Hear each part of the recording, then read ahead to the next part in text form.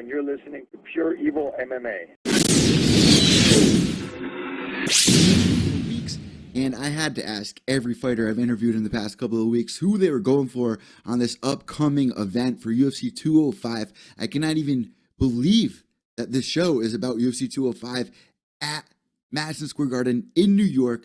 We did not think it was going to happen. We keep saying throughout the year, this is the biggest event. No. This is the biggest event.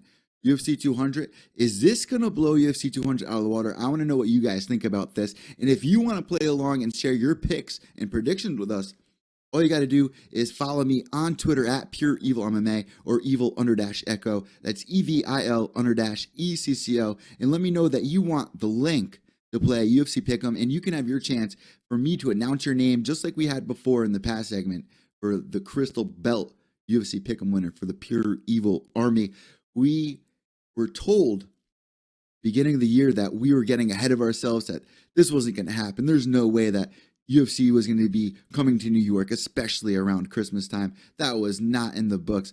Well, guess what? It's here, and we have the best event, the biggest show lineup I've ever seen in the history of, covering this sport. This is bigger than any card we've seen in the past couple of years, in my opinion. If I'm wrong, let me know, but this is going to be exciting. Depending on what happens in that main event, this could be a card that you talking with your grandchildren about. Some of the best have fought here, and we're going to break it down for you. I can't even believe it's that time. It feels like MMA Christmas. Minion is ringing in right now to break this down for us. Ted is waiting by as well. We're going to be talking about Chris Weidman, Yoel Romero. This is going to be epic, guys. Minion, you there, brother?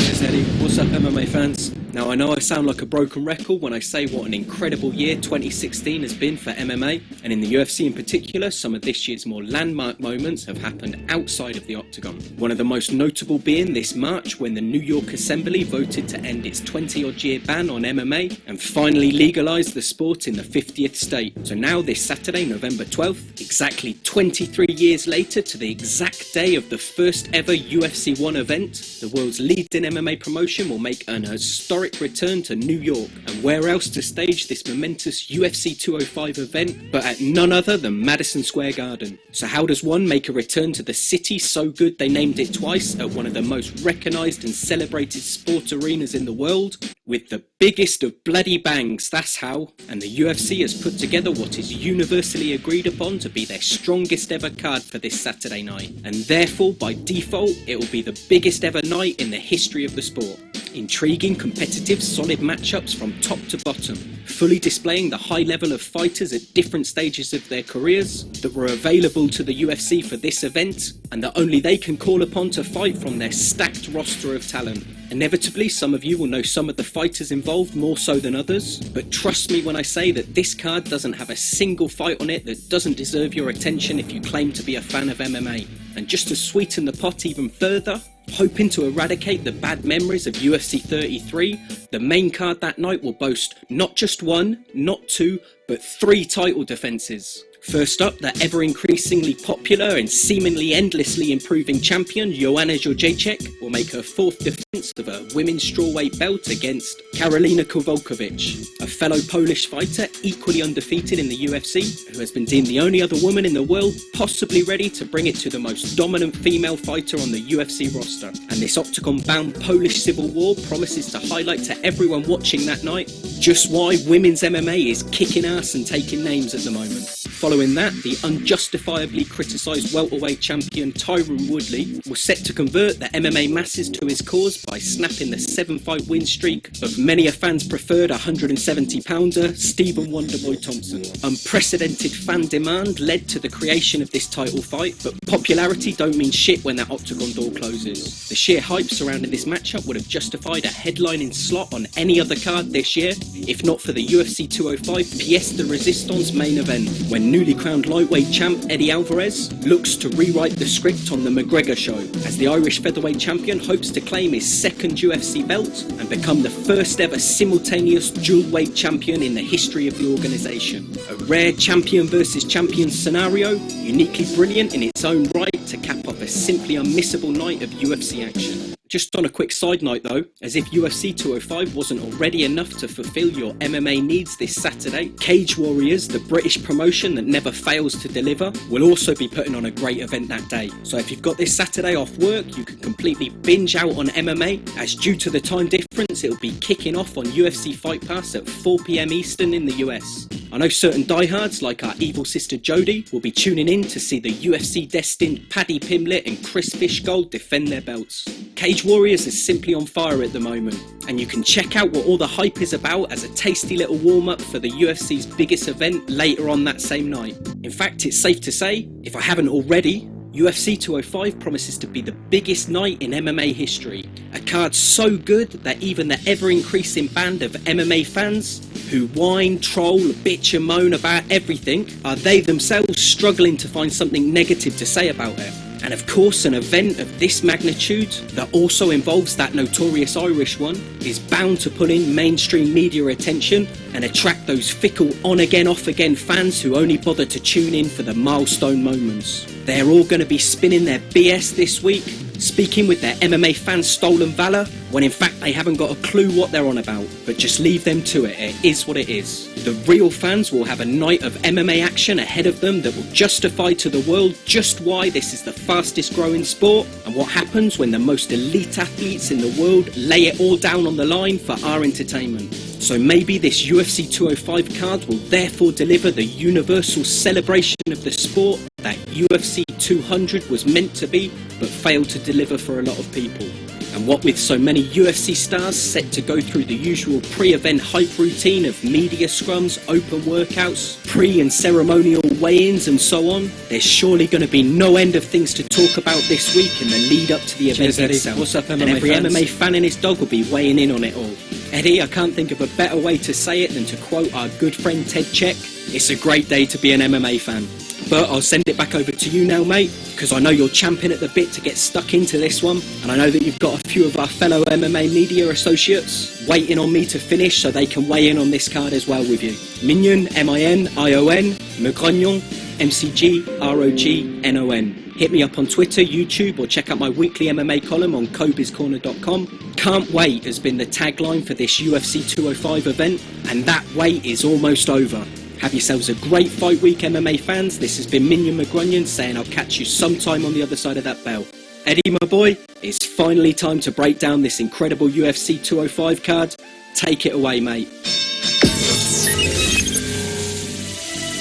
Man, Minion, I cannot wait to break this down for everybody. Ted Czech is going to be coming on.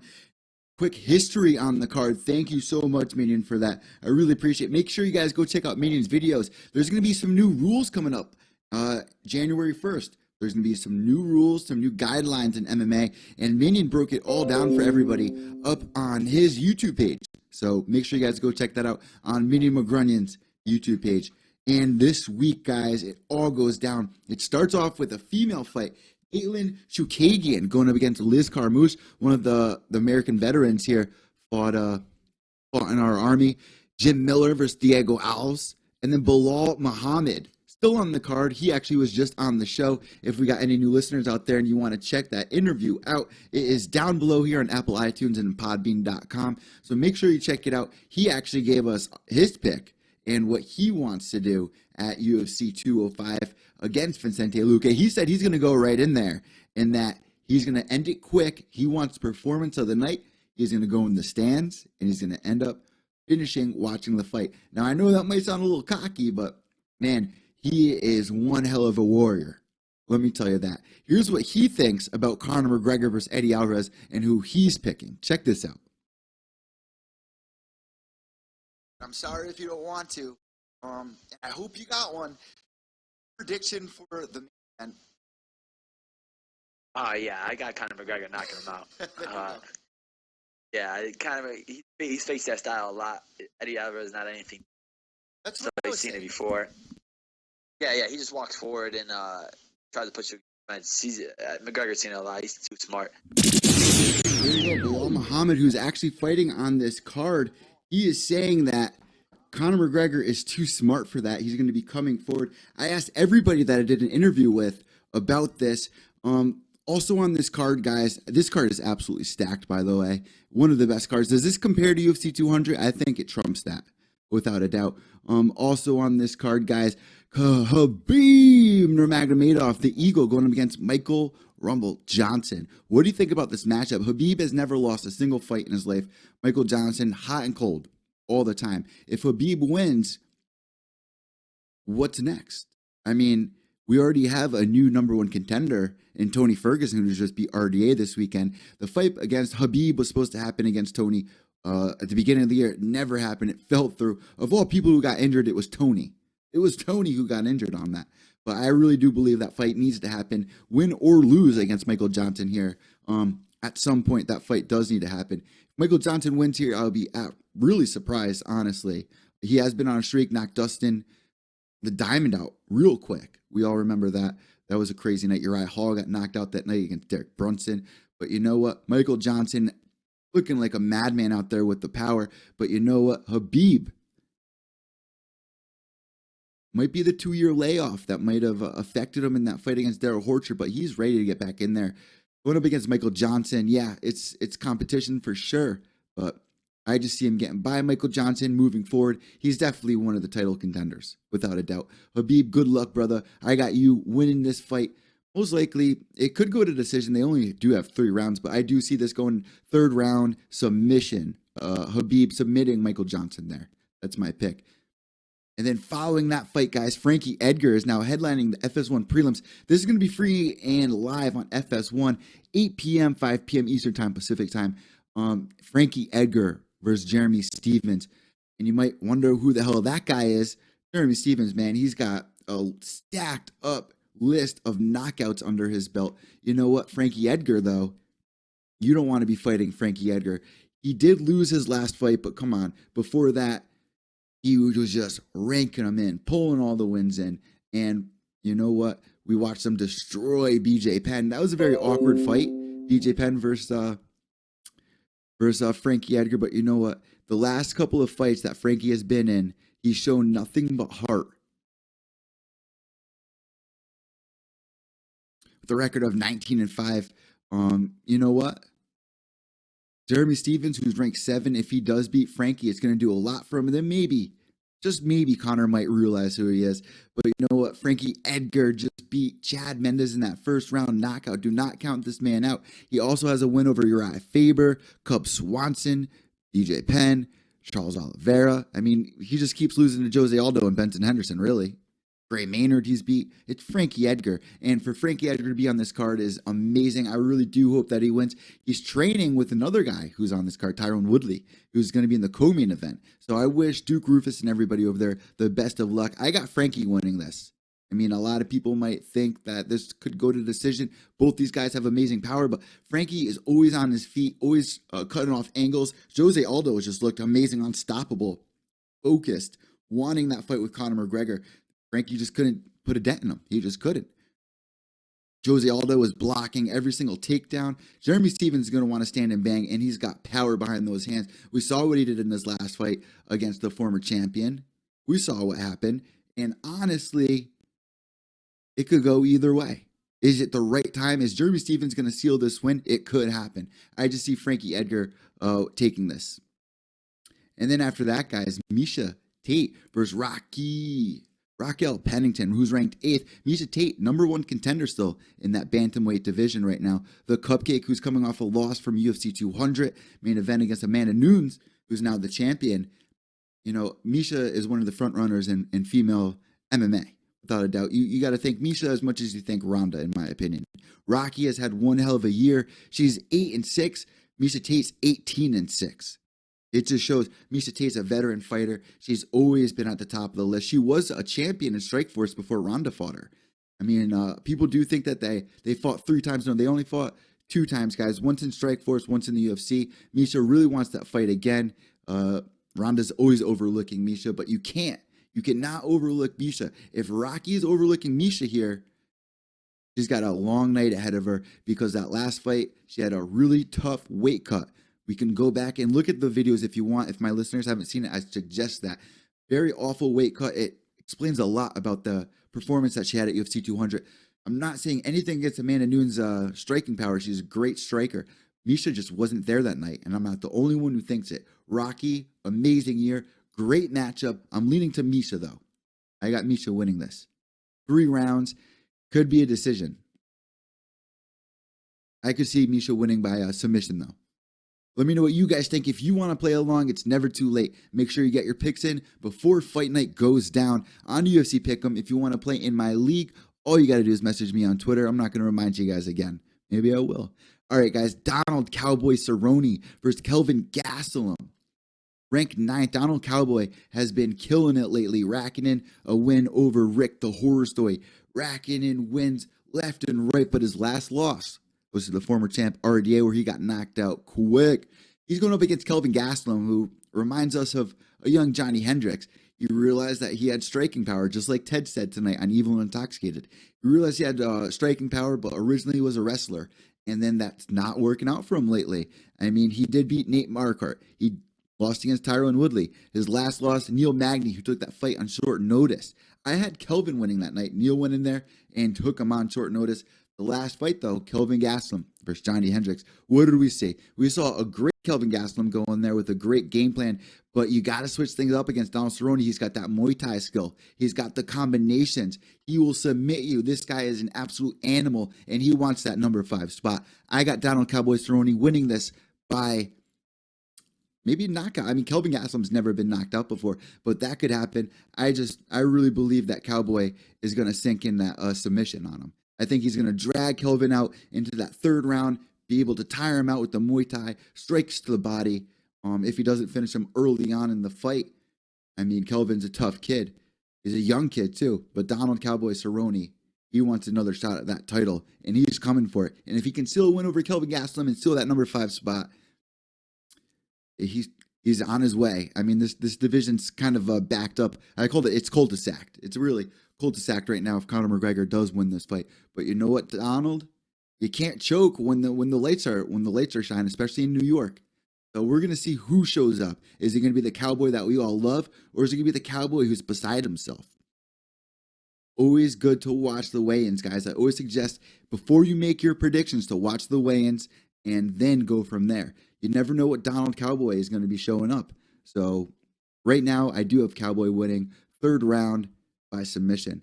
All right, guys, we got a special guest coming on now. Ted Czech is going to help me break down Chris Weidman versus Yoel Romero. This was originally a 4-man tournament. We're going to talk about it, tell you exactly what happened. Let's give Ted a call. He's standing by. All right, guys, we got our first guest of the night and one of my favorite people to talk with. I do a show with him every Wednesday night on YouTube Live. And make sure you guys check it out, Evil and Intoxicated, the man, the myth, the legend, the infamous Ted Czech. What's going on, Ted? Absolutely, yeah, infamous. That I like being referred to as infamous.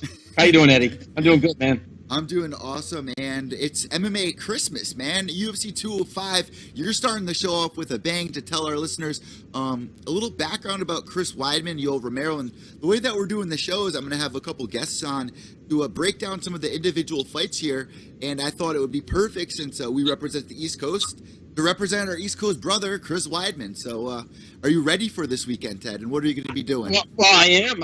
I'm trying to get. I'm psyched. I'm just. I'm beside myself. I'm so stoked for this thing, and finally we're getting like the embedded series. I think the first one came out today.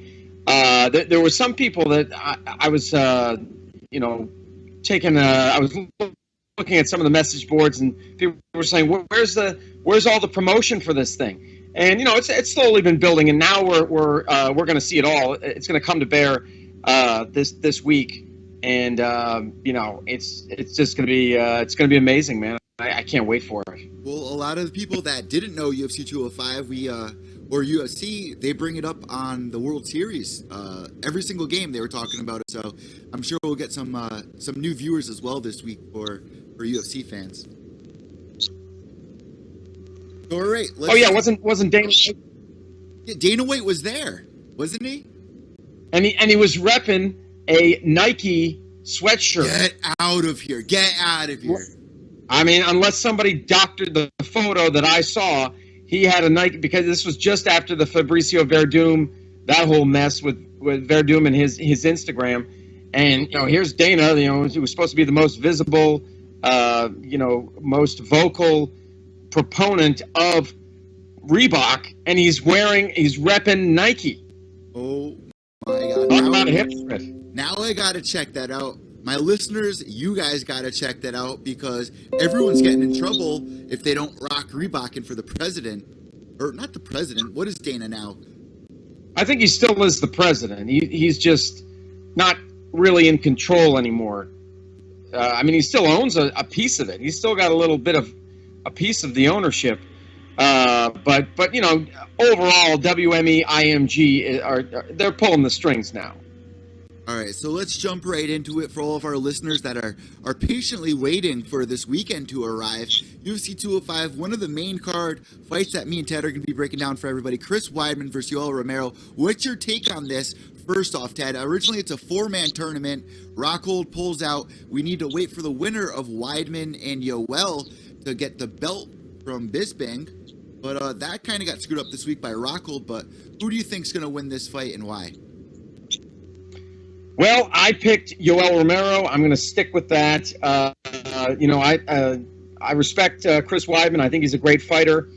But I don't know. There's just, Yoel Romero, despite the steroid thing, he got busted for steroids.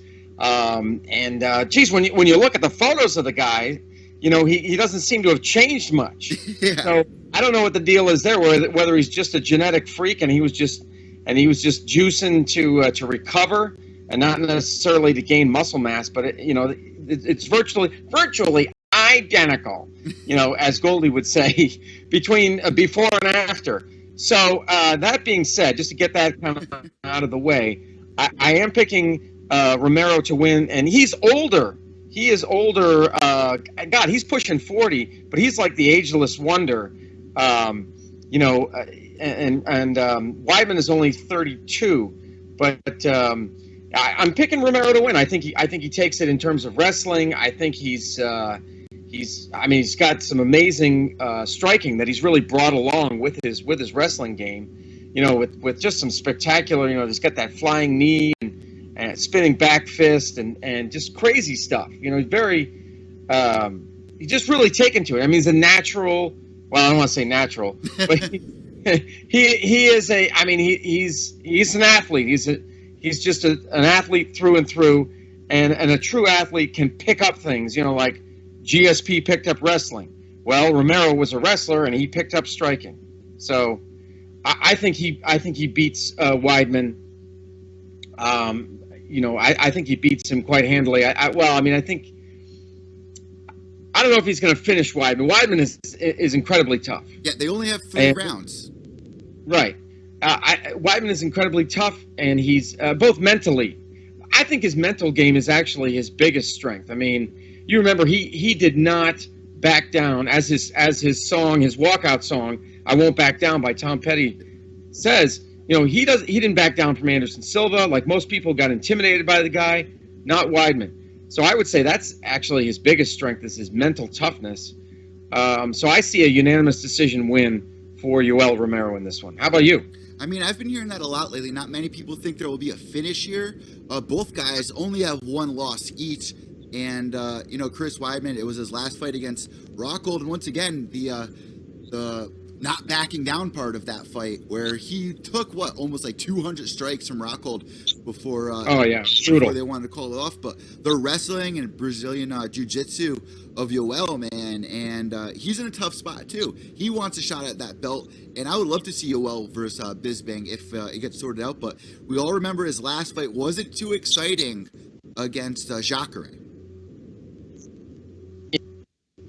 Yeah, it was a split decision win for Romero. But yeah, because I'm looking at his record right here. He has UFC 194 split decision win for Romero over Souza. But I was looking at Weidman's at his record, and the last fight was the loss to Rockhold. Prior to that, it was a win over Vitor Belfort.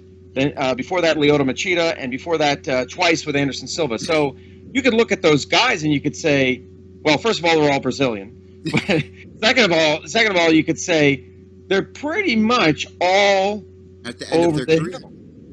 They're all on the downside of their career. And you could make a case for saying, you could make a case saying that Weidman has really only faced guys who were over the hill, and that once he ran into somebody who was pretty much in the same position career-wise, i.e. Luke Rockhold, he lost.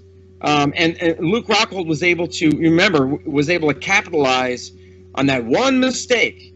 That right? one spinning back kick. Weidman went for that crazy. Right, he went for that crazy spinning back kick, and Rockhold pounced, and that was all she wrote. That was the huge turn in that. Absolutely.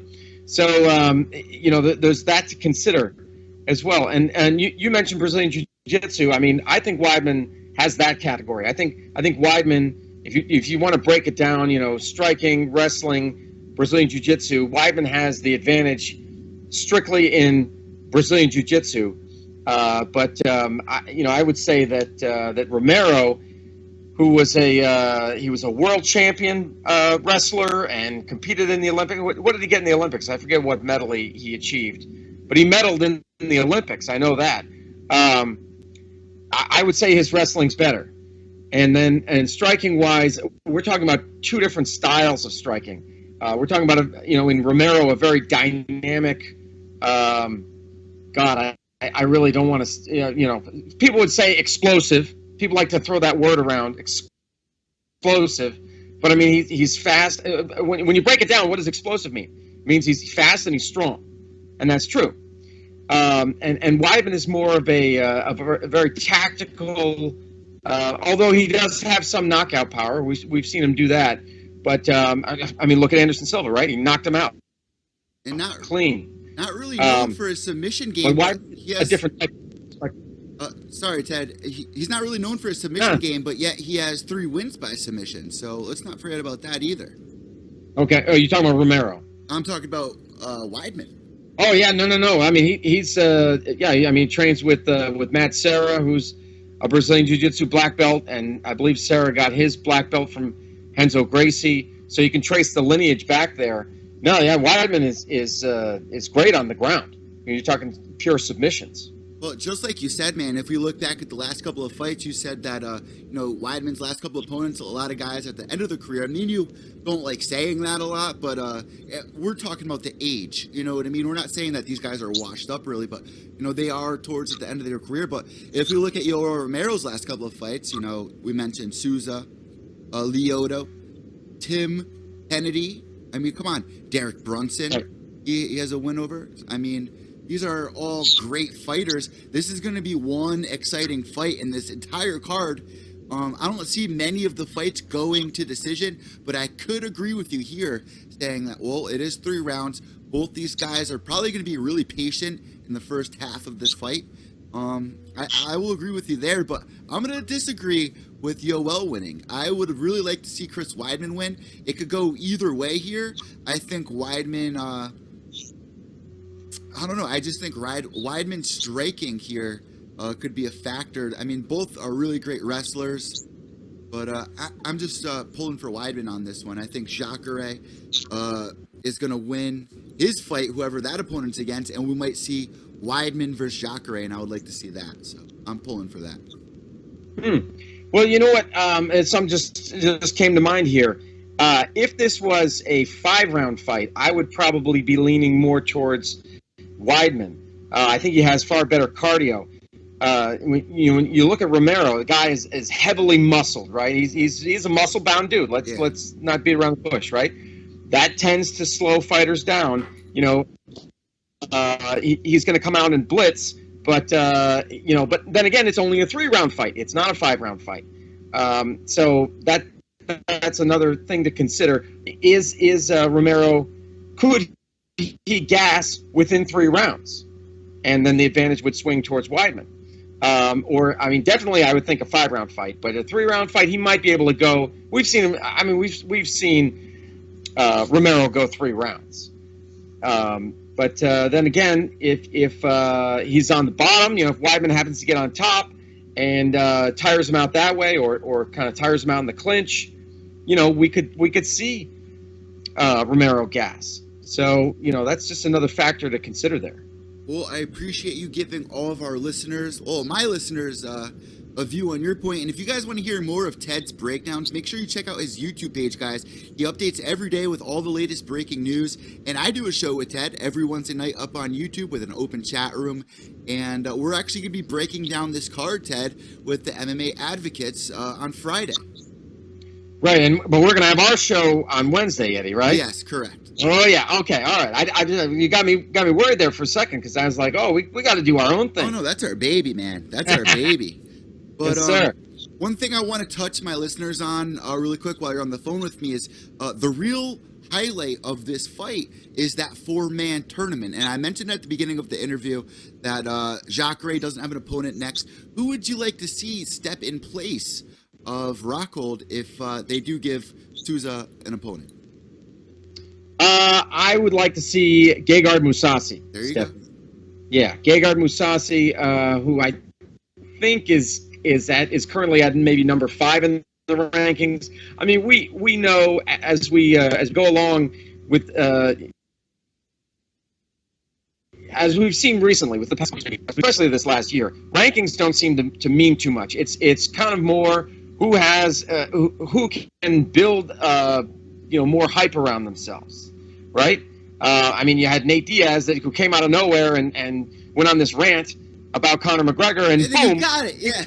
And he was fighting Conor McGregor, for God's sake. You know, the hottest property in the UFC.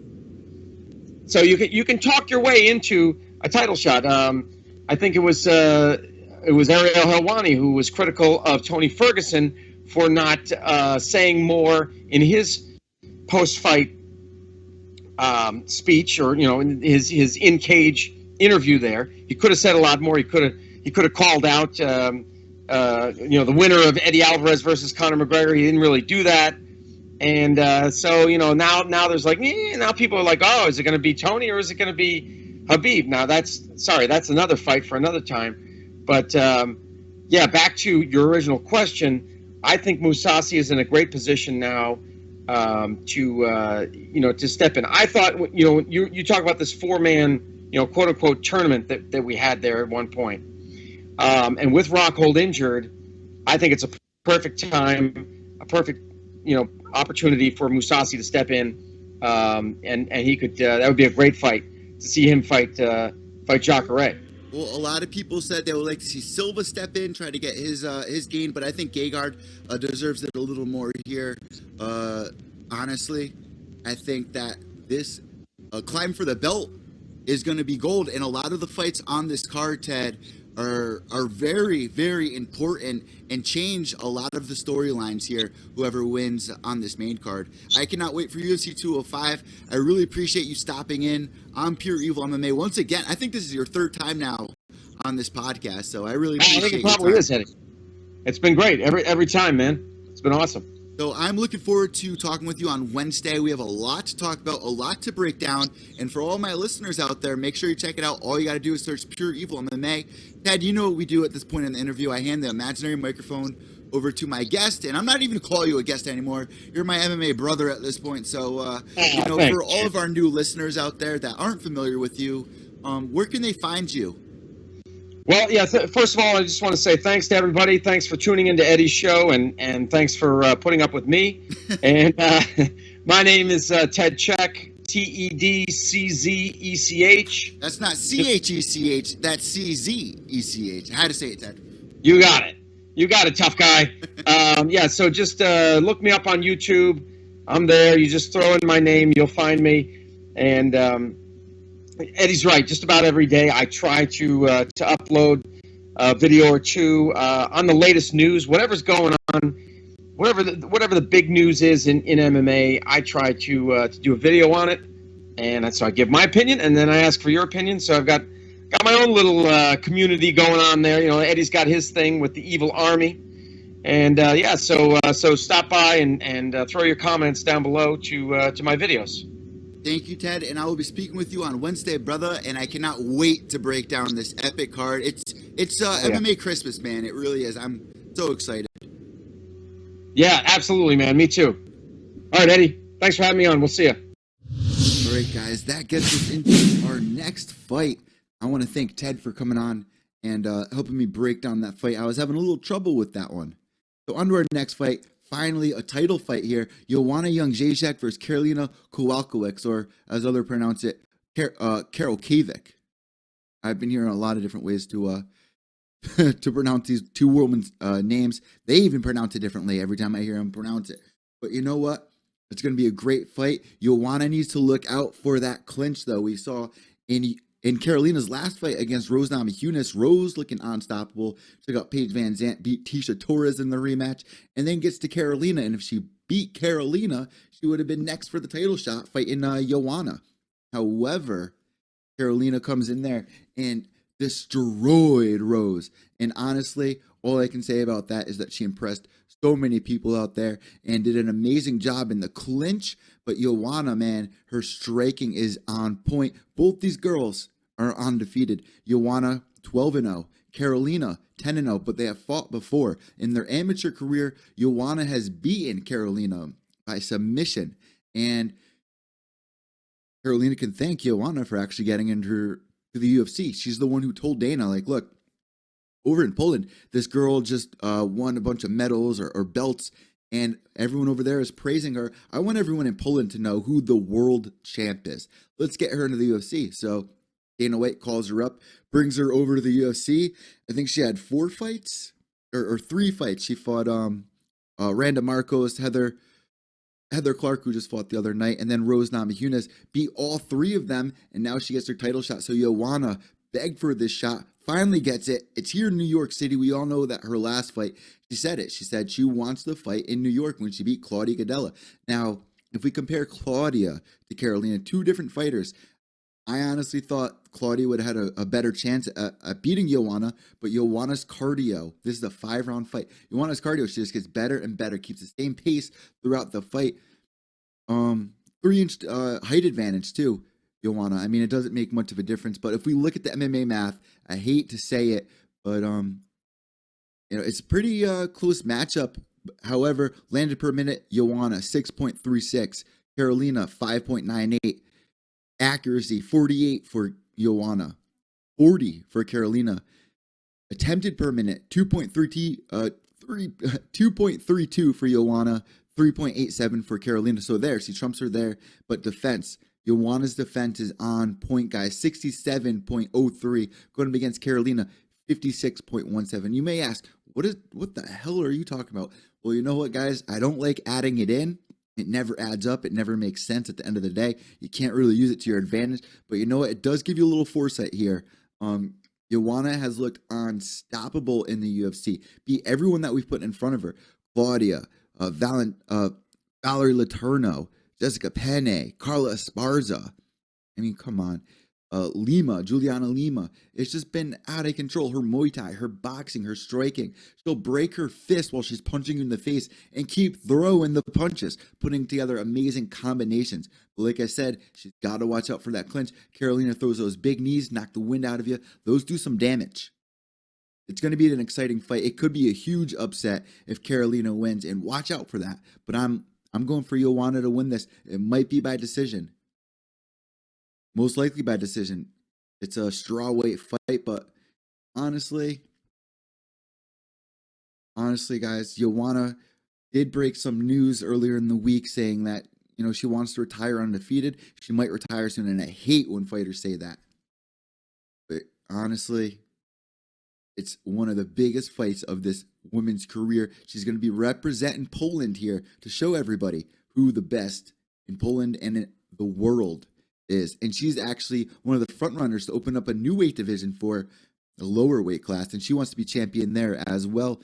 And then also this week, I saw that Cyborg is actually going for it too, saying, you know what, I'm one of the big stars. Why don't you start promoting me like one? Let's do a season of Ultimate Fighter. And all my listeners that are listening right now, they all know that we called this a couple weeks ago. We said that that's what needed to happen. That she needed to speak up, and there you go. They made a poster and everything for it. The women are out there, the talent's out there. So you know what? The women have so much further to go. We've seen them shined this year, 2016, UFC 200. They shined as the main event, Miesha Tate versus Amanda. Now you got Joanna on UFC 205 going against Karolina Kowalkiewicz for the title. I got Joanna to win this. Let me know what you guys think on Twitter. Let me know at Pure Evil MMA if you want to play along. Once again, I am going to say it again. Make sure you follow us on UFC Pick'em. All you got to do is message me on Twitter, and I'll give you the link. Our co-main event now. Tyron Woodley going against Wonderboy Stephen Thompson. The champ going against the number 2 ranked guy in the division. Coming off a huge win against Robbie Lawler, who seemed untouchable for a while, winning last year's Fight of the Year. Woodley, though, man, beating Kelvin Gastelum before that.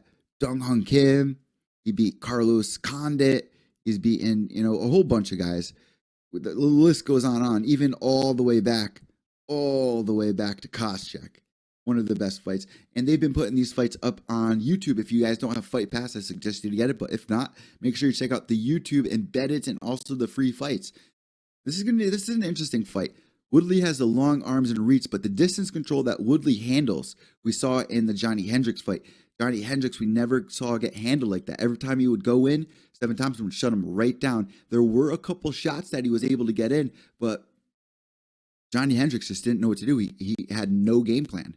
So what does Woodley do? He brings in Sage Northcutt to, kind of impersonate him. It's not the same level of talent, but a younger level, I'd have to say. Stephen Wonderboy Thompson, for this, was in kickboxing, undefeated champion. Comes into MMA a little later in his life. He's 33 years old, but he's got 7 wins by knockout, 1 win by submission, 5 wins by decision. We remember that fight that he had against Jake Ellenberger where he landed those nasty, nasty spin kicks. He beat Robert Whitaker, one of the front runners as well in that division. This is going to be an exciting fight. A lot of people are pulling for Wonderboy to win this, but you can't undermine Woodley, guys. With 7 wins by knockout, 4 wins by submission, 5 wins by decision, 16-3 record. He is the chosen one. Don't forget that. But he is a little shorter. The arms make up for it. Is he going to be able to go in there in that first or second round and put a stop to Stephen Thompson? That's how it's going to be done if he wants to win this fight. They got 5 rounds. I see Wonderboy having the better cardio here and better distance control, especially. Ted Czech is saying that he does think it's going to end by a knockout kick. The striking and conditioning of Wonderboy has looked phenomenal. He's putting together great work at his camp, training with his father. His father's in his quarter. It's just a great relationship. Woodley representing California, representing explosiveness, the speed, the power, the wrestling, the pressure, all on point. Will Wonderboy be able to handle that? I just don't think if he doesn't take him out early in the fight, this is Wonderboy's fight without a doubt in my head. You guys want my official decision? Whew. I went back on it before on Evil Intoxicated. I did not know who I wanted to win originally. I'm going to tell you guys, originally I did think Tyron Woodley was going to win this, but if it doesn't finish in the first or second round, I'm giving this to Wonderboy if he can escape that. So I guess I have to give him my official pick. My official pick is Wonderboy, but watch out for the upset early on in the fight. You know what this means, guys. Conor McGregor versus Eddie Alvarez next. Finally, it is here, and this could be the biggest fight in UFC history. Conor McGregor could win both straps, and he says it's going to take an army to get him away from him, that he will defend the belt. Dana White saying, I don't know, but you know what? If Conor McGregor does this, you got to let him at least ride it through. I know a lot of people out there complain, well, he doesn't defend his belt. Yeah, he doesn't defend his belt because he doesn't want to move backwards. He's always taking a step forward, and every time he takes a step forward, it's given to him, and he just keeps going on. And the big rumor, apparently, is either Dee Devlin is pregnant, or, check this out, I heard this as well, Mayweather is going to be ringside, and if Conor McGregor wins this fight, he's going to call that fight out for New Year's Eve. Remember, earlier in the year, Mayweather called Conor McGregor a $100 million fight New Year's Eve in New York. Conor McGregor got his pair of boxing gloves, been training, and, that kind of screwed up with the Nate fight, but then was able to get that win right back under him. But you know what, guys? I don't think that's it at all. I think the big news is Dee Devlin. The big news is Dee Devlin. Andrea showed me a picture of Dee on Instagram a couple months ago compared to a picture that she took recently this week. Man, she gained at least 50 pounds. That picture's up on my Twitter. Make sure you check it out. I did a side-by-side comparison. Let's break it right down for everybody. 28-4, Eddie Alvarez coming off a huge win to RDA. RDA just didn't look himself there. But you know what? Anthony Pettis, similar opponent to Conor McGregor. Every time Pettis tried to throw a spin kick, tried to be flashy, tried to do anything with his striking against Eddie Alvarez, Eddie shut him right down, put him right up against the cage, and utilized his wrestling. Anthony Pettis couldn't do anything. Wasn't the most exciting fight. Gilbert Melendez fight, another fight, but his last loss was to Cowboy Cerrone. We all remember that. Eddie Alvarez coming in the UFC. He was a Bellator champ, big following in Philadelphia. I would not be surprised if Eddie could knock out Conor McGregor. I really wouldn't be surprised. He has amazing striking. His boxing, wrestling is all on point. But Conor, once again, great distance control. He believes highly in himself. People say he gives up, but his grappling as well. He's got great grappling, guys. He doesn't get credit for that. His striking and accuracy. He's one of the most accurate fighters in the UFC. Look what he did to Jose Aldo. Not the same, just like Conor said. Chad Mendes. These are all similar fighters that I'm about to say. Chad Mendes, Dennis Seaver, Dustin the Diamond, Diego Brandao, Max Holloway, Marcus Brimage. Very similar fighters like Eddie Alvarez, kind of same body. It does say that they're the same height. I have to disagree. Conor McGregor is a little taller than Eddie Alvarez. At least that's what I saw in the standoff. Conor McGregor is being underrated, though, by Eddie Alvarez. Eddie's saying there is no Santa Claus. But you know what? It sure does feel like Christmas. I do have to tell you guys that. My pick here, it's a 5-round fight. If it gets dragged out later, I mean, Eddie could end this fight, guys. Do not be surprised. This is a test for Conor McGregor, and Conor should be the underdog, rightfully so. He's a featherweight moving up to try to take out the champ right away. Was the match with RDA a better matchup for him? No.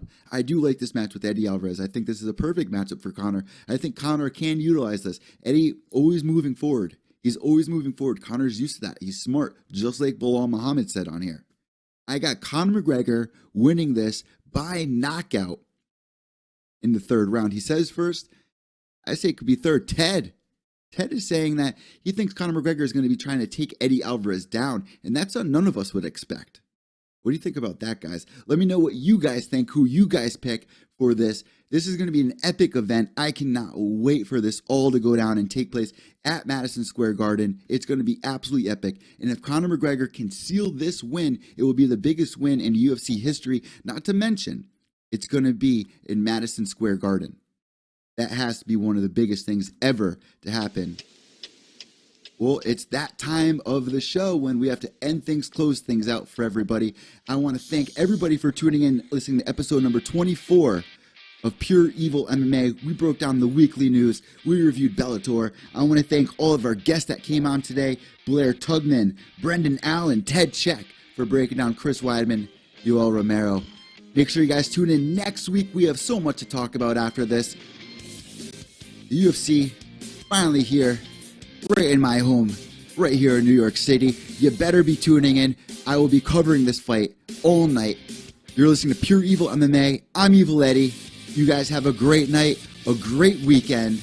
I hope you enjoyed today's show. Make sure you give Ted a follow. Make sure you guys give Brendan Allen a follow. Blair Tugman. They're all on Twitter. Check it out. Have a great night. Have a great weekend. Let's get ready for one hell of an event. It's going to be epic. And most of all, you better behave yourselves.